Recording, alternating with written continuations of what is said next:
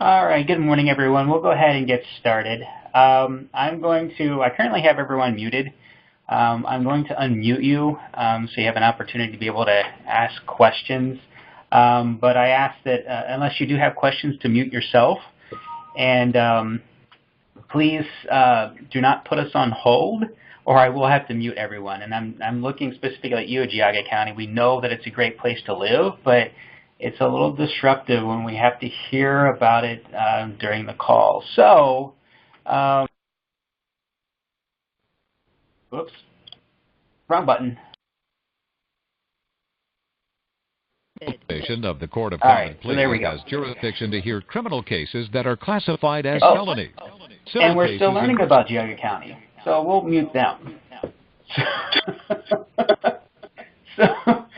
So we will go ahead and get started. As you heard, this is being recorded. We're doing it a little bit differently. I don't have a lot to share on the screen, but we found that it's easier to convert a file that has video attached to it than like it was with the conference call. So we're still working on getting last month's call ready to go because it was strictly audio, and we're having difficulty doing that. We'll get it there. It's just taking us some time. So I have something on the screen, but it's to this point just the ease in recording and getting the information out to you. So it'll be this way moving forward. We didn't know that last time. We know it now. But I'll throw a couple things up just for you to look at along the way. So as I sent out the email yesterday, we do have a couple of things that I want to touch on, clarifications on crisis funding, some more information on home choice, and then we'll discuss a little bit the EI guidance, which we'll be releasing later today. So I wanted to give you guys a heads up, and then we'll go from there. And then we'll open it up for any questions about anything else after that.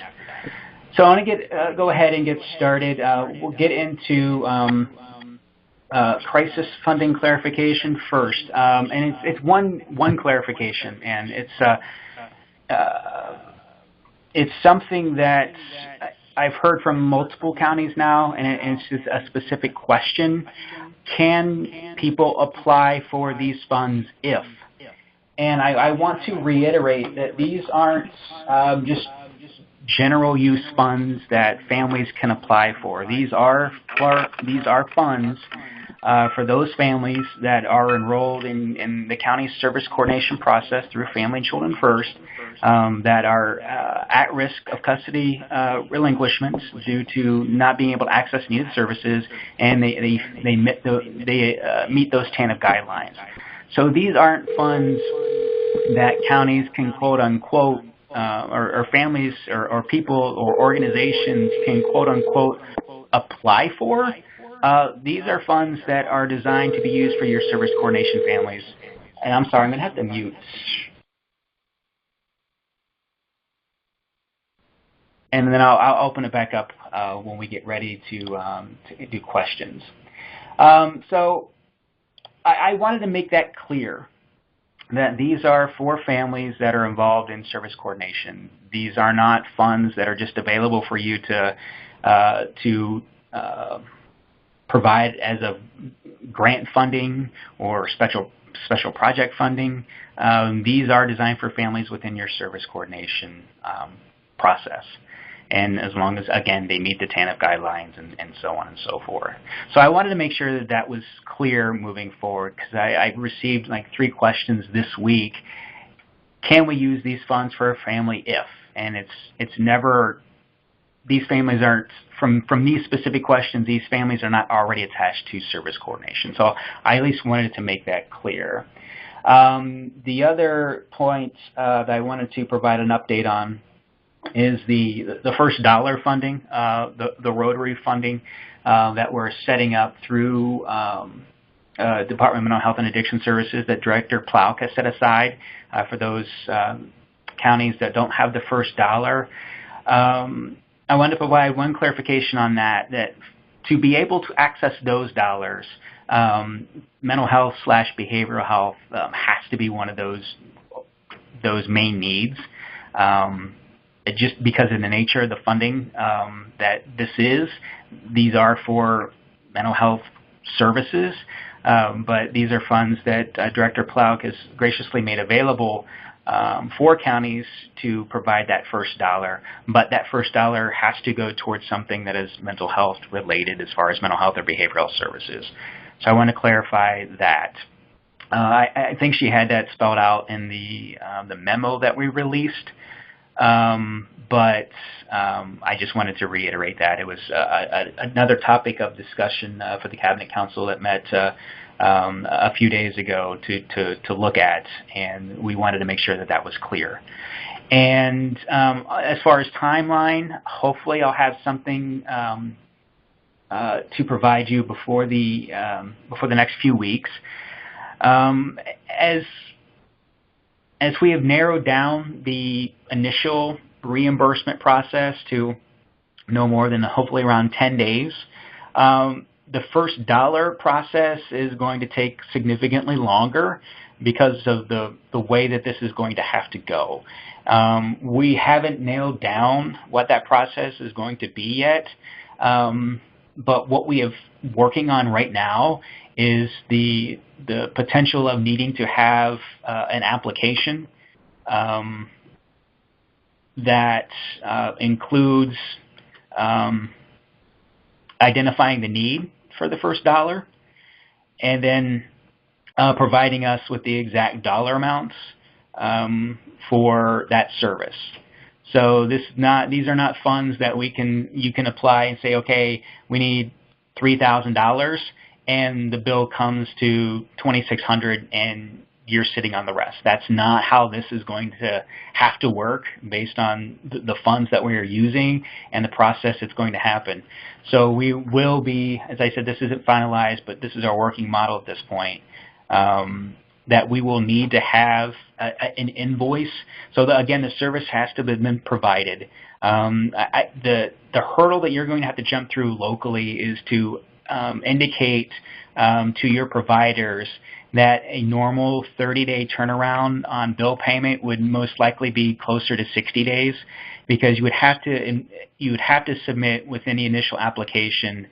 We're thinking at this point, have to submit an initial application that has the exact dollar amounts.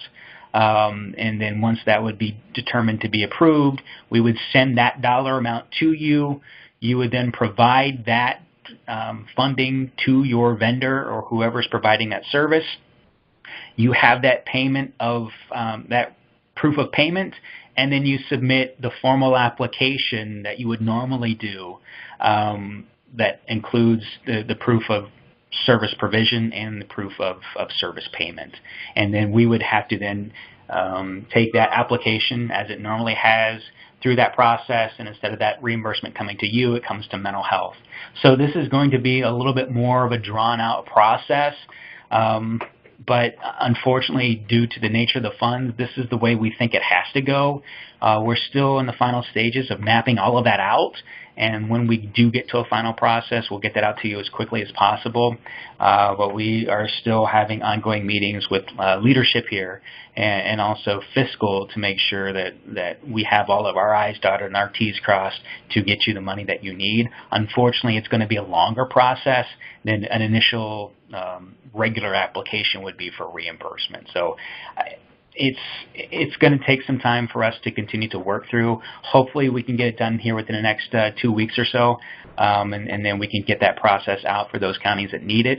But as we're looking at it right now, that's kind of a nutshell of what that is. So that's what I have as far as updates on the crisis funding. I will unmute you guys and see if you have any questions. Call our office at 440-834-1122. We look forward to assisting you. Chad? Hold on just a second. Let me see if I can find out where this is coming from. The system is available to all Geauga County residents. Our hours of operation... Okay, there we go. So I'm going to have to email Geauga. So go ahead. This is Kathy Glassford. I had a question about, so I know the end of the fiscal year is coming up, so a couple questions. what's the deadline for this year's funding to put in an application to you? And then also, if it's the same family, do we need to reapply if they cross over to the next fiscal year, or how do you want that handled? Yes. Okay. First, as long June 30th is the application deadline for this current fiscal year, because at that point in time we will have known based on your application that the service was provided and that the service was paid for. So you'll have up until June 30th to be able to do that. For those families that are going over into the next fiscal year, yes, a separate application will be needed, as we need to keep the fiscal years separate. Okay, thank you. Yes.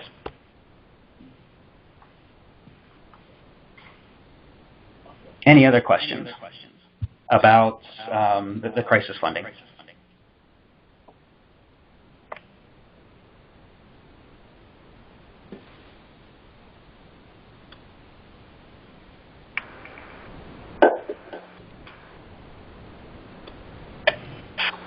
Okay, we will move on. I also wanted to provide some clarification on home choice. We received some more information from Medicaid. Let me pull it up here. And they have provided some additional clarification. So we just got this a few days ago, and they apologized that they weren't clear in what they were trying to say, and some of this has changed since I shared it with the association on Friday. So they send their apologies, and I will provide you with the updated information.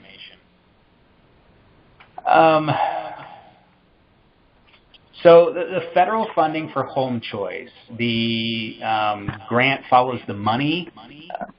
That program is ending. We all know that. People who transition or enroll by December 31st of this calendar year, so December 31st of 2018, they are enrolled on the grant for up to 365 days.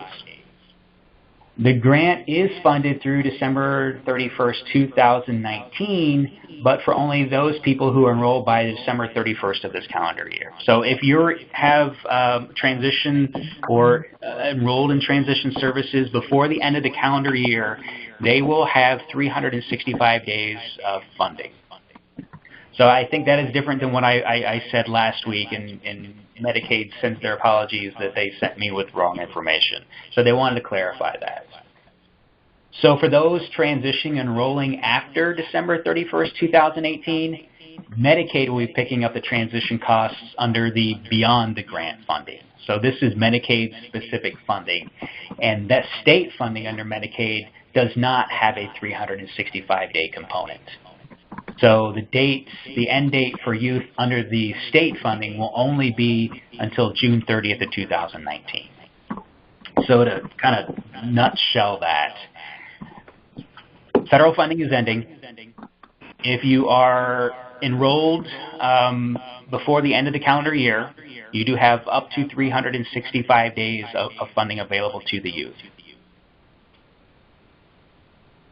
January 1st, 2019 and beyond, funding is only available until June 30th of 2019. So it's only 6 months worth of funding, or depending upon when they're enrolled in the program, it could be for 2 months. And then Medicaid will come out with more information, more communication later this calendar year to talk about deadlines for that 6-month period, because at some point they're going to say we're not accepting any more applications. I'm guessing that may be March or April. They haven't set a date yet, but at that point in time, you're going to be hard-pressed to transition anyone and be able to be somewhat successful about that. So.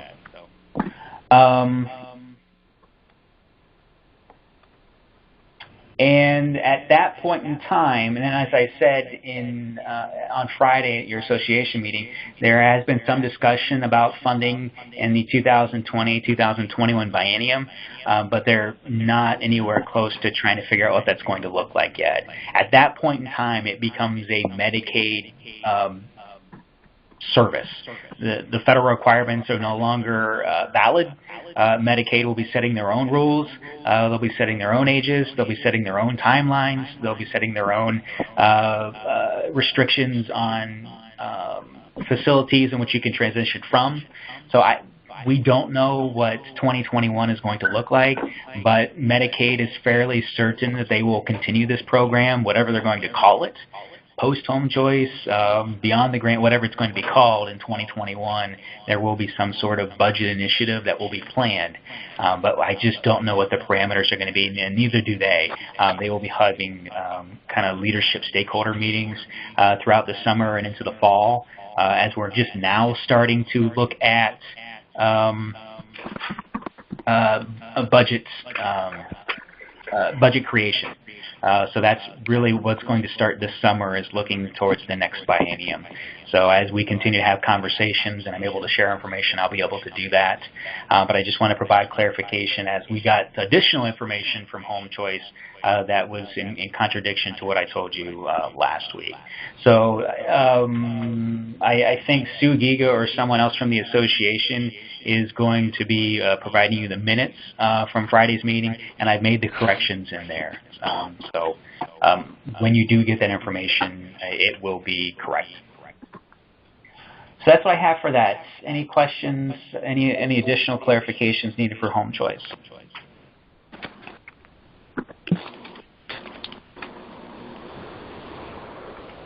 Okay, so I'm having feedback. All right. So I will mute everyone. You can unmute yourselves. Just let me know. Send me a message if you do have a question.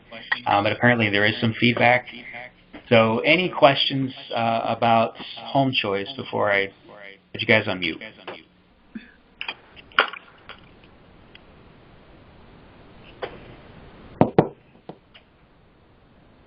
And I'll give you a hint, a tip. Where this feedback is coming from is if you're on the phone and you have your computer speakers on at the same time. That's where this usually comes into play. So if you could check that, we'll try to unmute everyone.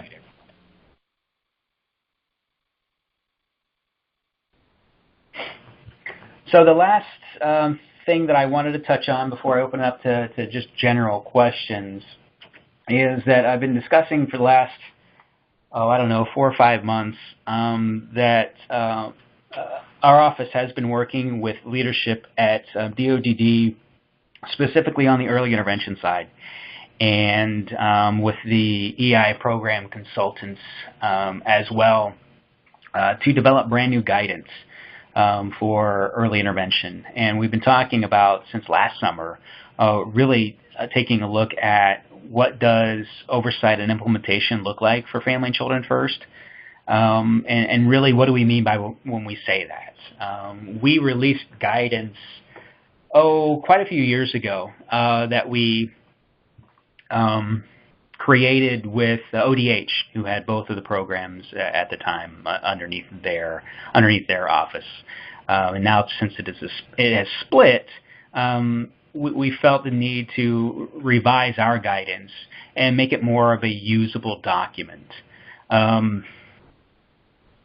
not sure how effective our previous document was. We're not sure how many actually knew it existed. It's been on our website for quite a few years. But we wanted to take a look at it again with brand new eyes, especially now with DODD having sole control over the EI aspect of this. And we wanted to make the document more of a usable document, so you can have some discussions locally on what does oversight and implementation look like. So I will bring it up here on the screen. You probably won't get a chance to be able to read it, but just kind of give you an overview of what it's going to look like. We will be releasing this later today, so you will get a chance to look at this. We're making some final revisions to it. As I said, we've been working on this for quite a long time with DODD and what this looks like. So we've put all the background information up front in the document, legislative language, really explaining how this document should be used. And then on the second page, we provided what is to date the regional map as far as EI consultants, and we provided a link on how to get access to this if it does ever change. But we wanted to be able to at least provide you with this information and a link to how to get there. So what we did is we kept the chart format, but we broke it into specific sections. Section 1 is important information when monitoring of DODD Early Intervention Service Coordination Grant Agreement.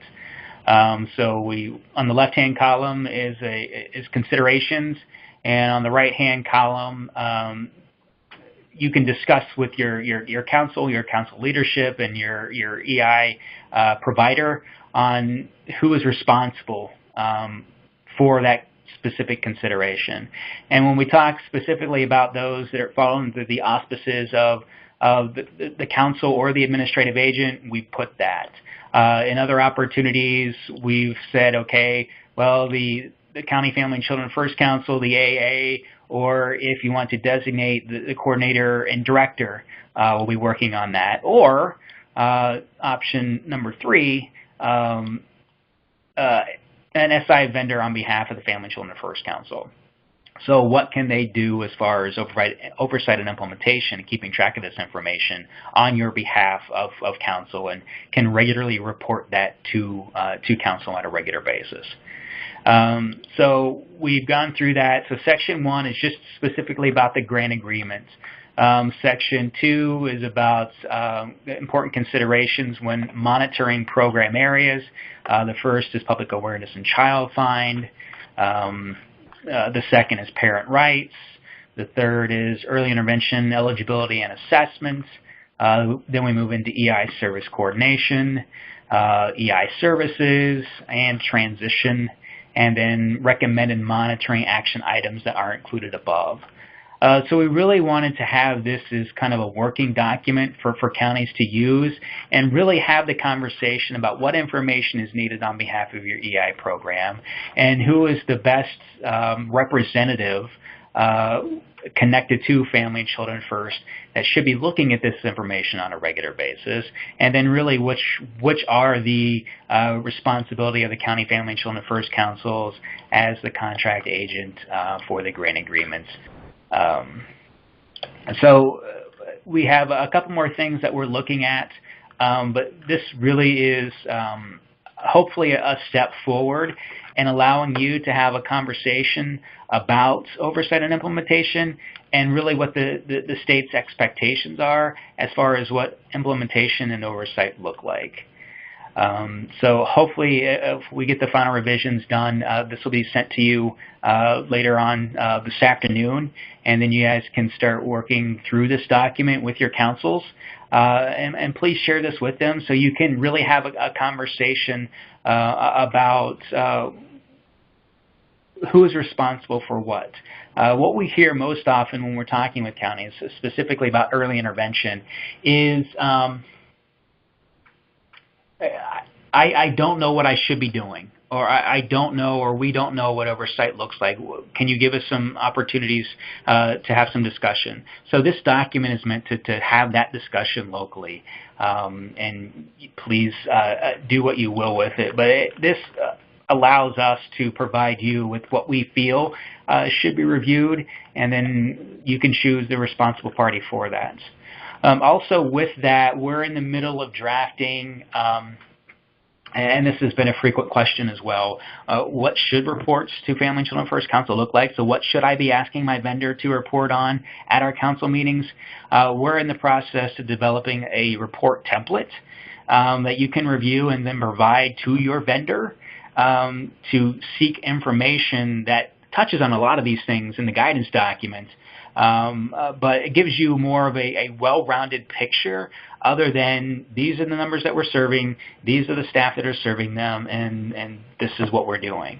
So it provides a little bit more in-depth information from your vendor about how are they doing on their 45-day timeline, how are they doing on their system of payment, and so on and so forth. So really taking a look at information from your vendor to your Family Children First Council so your community knows what's happening with early intervention in your county, and really to spur on conversations about what happens post-eligibility, either if the family is not eligible or they age out of the system, and it has benefits to then making that path forward if there needs to be continued involvement and or connection and or coordination with Family Children First moving forward.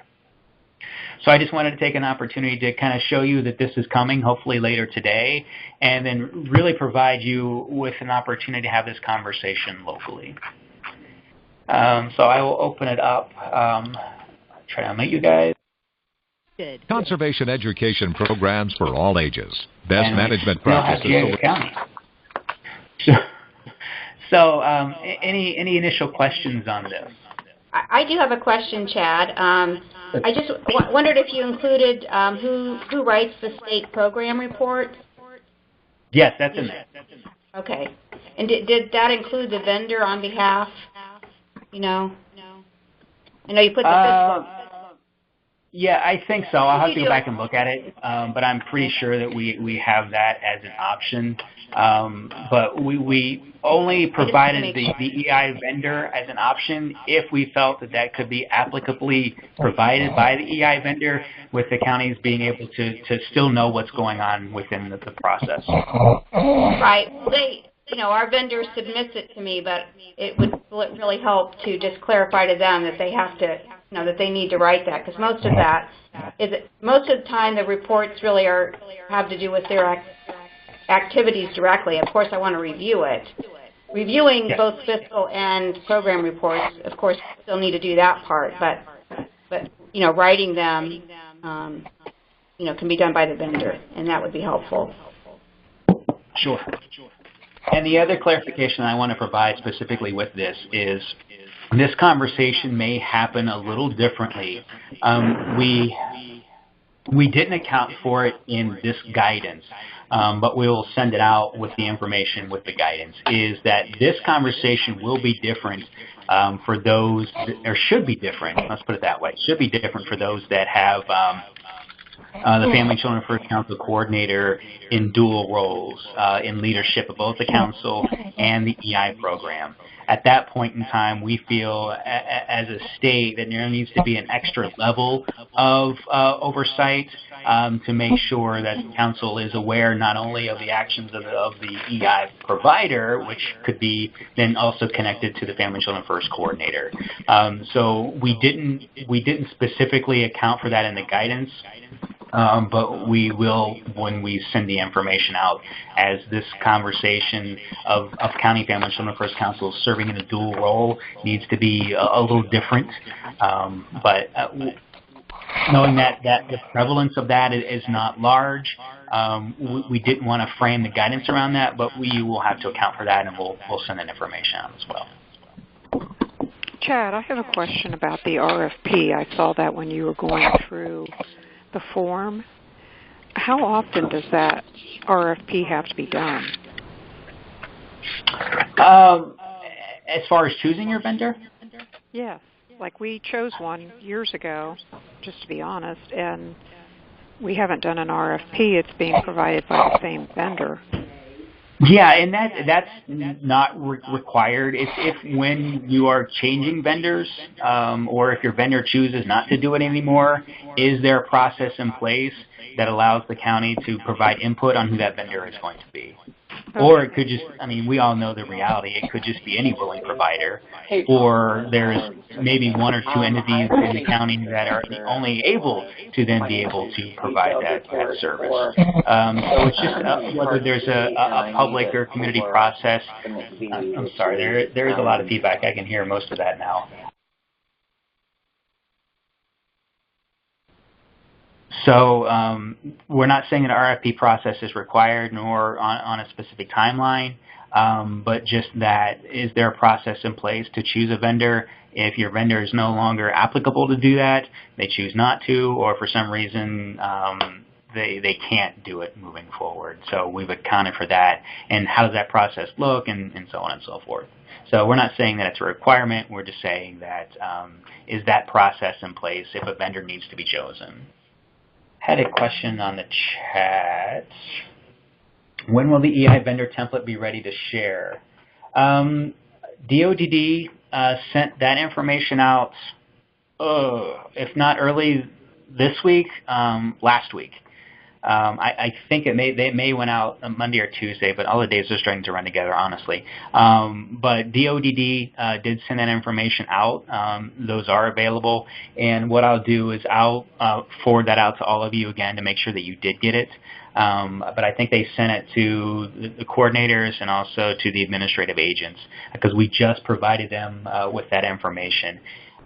So that's where they sent it. So I will go back. I was copied on it. I will go back and forward it out to make sure that everyone got it. Can OFCF assist with advocating for an increase in the EI funding allocation on an as-needed basis to DODD? I saw the memo that next fiscal year will continue as level funded based on data collected in 2016. This is not sustainable with our growth and our multi-county EI agreements concerned. The allocations are set by DODD. We are included in those discussions. The reason why they were set not to change from this year into next year is because factored into that allocation equation is referral information. And knowing that there was a delay in the ramp up to the statewide provider, the Cleveland Site Center, there were concerns expressed en masse and multiple times that counties would not be penalized in the allocation process because of problems with the central coordination and the referrals getting to the EI providers in a timely manner. So knowing now that we have a brand new statewide provider starting in 2019, Bright Beginnings, also up in Cuyahoga County, they decided just to hold the allocations steady into 19 to again to account for any potential delays or difficulties in the statewide central coordination process. So these allocations are based on a series of calculations that take into account numbers served, referrals to the system, and so on and so forth. So I can carry that message to DODD moving forward that there are some difficulties in counties meeting the demand of early intervention. But I can say that every dollar that DODD has available to them to put out for EI, they do. And it's just really based on the calculations with the formula and then based on the numbers served and the numbers referred to EI. So we'll continue to talk about them. And then you have the opportunity to express that to them as well. All right, I'll try this again. I apologize for the feedback. And matters such as divorces, dissolutions, and custody issues. There are two judges in the General Division. I'm going to kick them off. Call Geauga County. Any other questions about EI?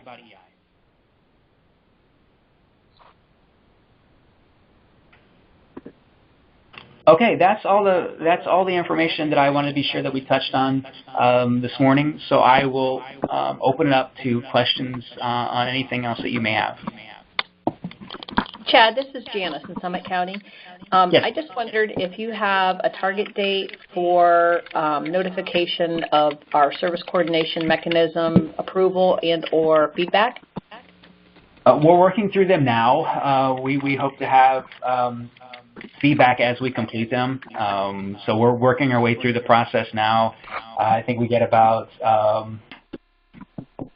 probably a dozen or so underneath our belt, and we'll continue to work through them and provide feedback as needed. And then the approval letters once we do have that set. So they'll be ongoing, but we hope to be able to provide that feedback as quickly as we can to you. Okay, thanks. Yeah.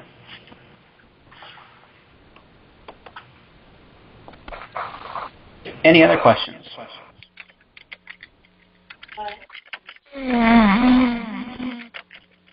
I do want to touch on one question that was brought up on Friday and concerning family-centered supports and services.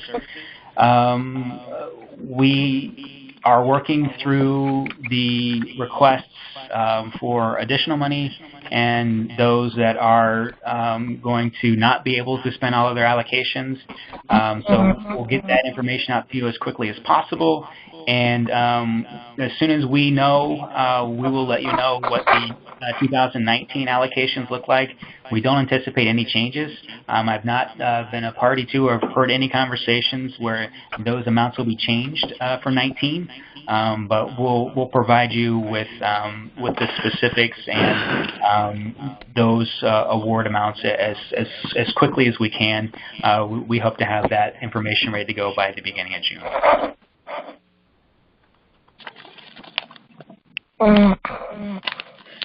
Chad, this is Gios again in Summit County. I missed the association meeting, so I apologize if this was brought up.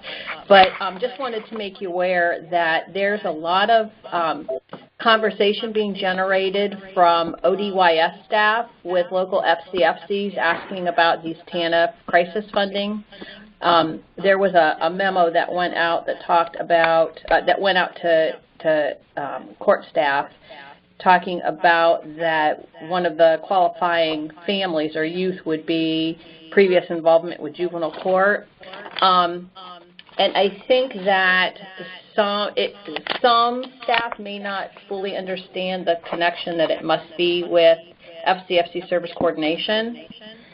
And so I didn't know if you were aware of that memo or if other counties were experiencing a lot of phone calls from their court to DYS staff. Yes, I was copied. I was provided a copy of the memo, and I provided additional clarification on to DYS. They apologized and said that they would send out clarification.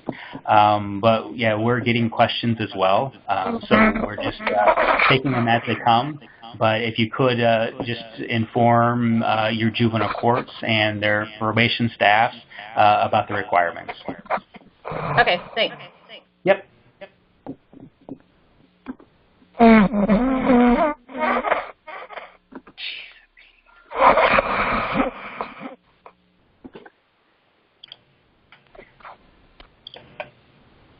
All right, any other questions?